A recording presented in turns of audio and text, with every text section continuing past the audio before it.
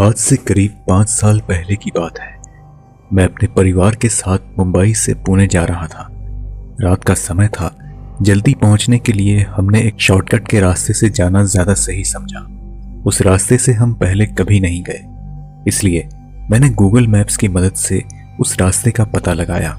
वहां पहुंचने पर हमें एक नो एंट्री का बोर्ड दिखाई दिया, पर हमने उस पर कोई ज्यादा ध्यान नहीं दिया। मैंने कई बार सुना था कि यह रास्ता छलावे के लिए मशहूर है और शाम के बाद यहाँ पर कोई नहीं आता, मगर हमें पुणे जल्दी पहुंचना था, इसलिए उस वक्त हमें जो सही लगा हमने वही किया। वहां पर एक बूढ़ी औरत हमें दिखाई दी। हमने उससे इस रास्ते के बारे में पूछा तो उसने कहा कि यह रास्ता पुणे की तरफ ही जाता है। हम थोड़ा आगे चले ही थे कि तभी वो बूढ़ी औरत अचानक गायब हो गई। मैंने पापा को जब ये बात बताई तो उन्होंने कहा कि ये मेरा वहम है, पर तभी अचानक मेरे दादाजी को एक काला साया तेजी से हमारी गाड़ी की तरफ बढ़ता हुआ दिखाई दिया, लेकिन उनकी बात पर किसी ने ध्यान नहीं दिया। थोड़ी देर बाद एक आदमी बाइक पर अचानक गन लेकर हमारी गाड़ी के सामने आ खड़ा हुआ। वो काफी गुस्से में था।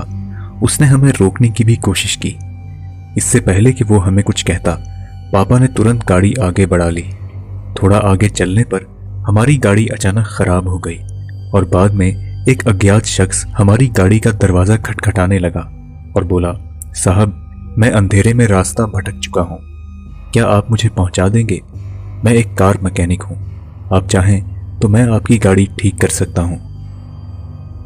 गाड़ी ठीक करने के बाद पापा ने उसे हमारी गाड़ी की पिछली सीट पर बैठा दिया। रास्ते में वो हमसे कहने लगा, साहब, ये रास्ता छलावे के लिए मशहूर है।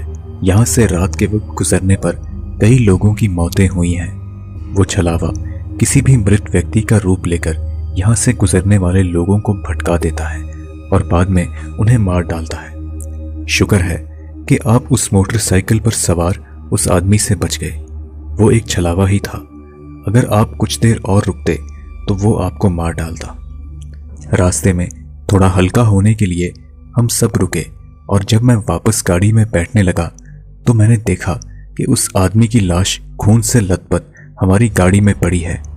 मैं जोर से चिल्लाया, लेकिन जब तक मेरे मम्मी पापा आए वो लाश वहां से गायब हो चुकी थी। डर के मारे हम सब गाड़ी में बैठे और वहां से तुरंत भाग निकले।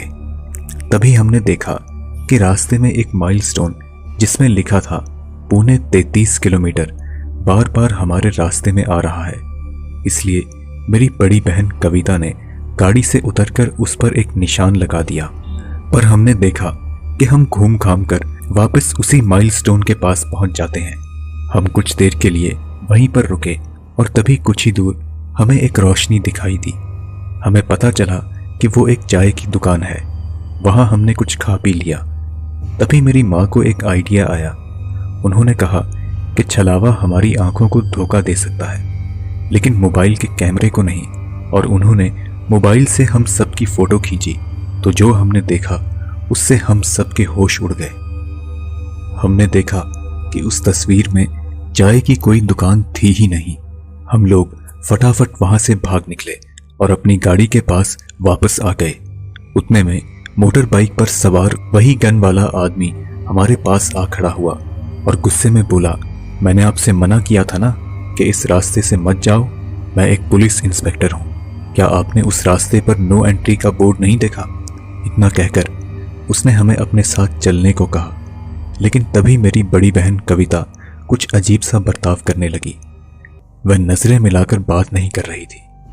उनकी आंखों में मैंने कुछ शैतानी चीज देखी।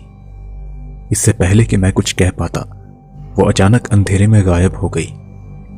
हम उसे ढूंढने लगे तो उस पुलिस वाले ने हमें गन पॉइंट पर रोक लिया और कहा कि ये छलावे की एक चाल है। वो आप सबको अलग करेगा और फिर एक एक करके सबको मार डालेगा। वो कविता नहीं बल्कि उसके रूप में एक छलावा ही था। आप सब मेरे साथ चलिए। लेकिन मेरे दादाजी ने उसकी बात नहीं सुनी और कविता को ढूंढने निकल पड़े। वो पुलिस वाला हमें अपने थाने ले आया। वह बोला, अब आप लोग बिल्कुल सुरक्षित हैं, आपको घबराने की कोई जरूरत नहीं। दरअसल जिस आदमी को आपने लिफ्ट दी थी उसकी मौत आज से 1 हफ्ते पहले एक्सीडेंट में हो चुकी है। यह सुनकर हम लोग बेहद चौंक गए। तभी हमने दादाजी को वहां आते हुए देखा, लेकिन उनका बर्ताव देखकर हम सबको कुछ अजीब लगा। कविता की तरह वह भी हमसे आंखें मिलाकर बात नहीं कर रहे थे। हमने फटाफट दरवाजा बंद कर दिया और मम्मी ने मोबाइल फोन से जब दादाजी की तस्वीर निकाली तो देखा उस तस्वीर में कोई नहीं था। हम तुरंत समझ गए कि अब छलावे ने दादाजी का रूप ले लिया है।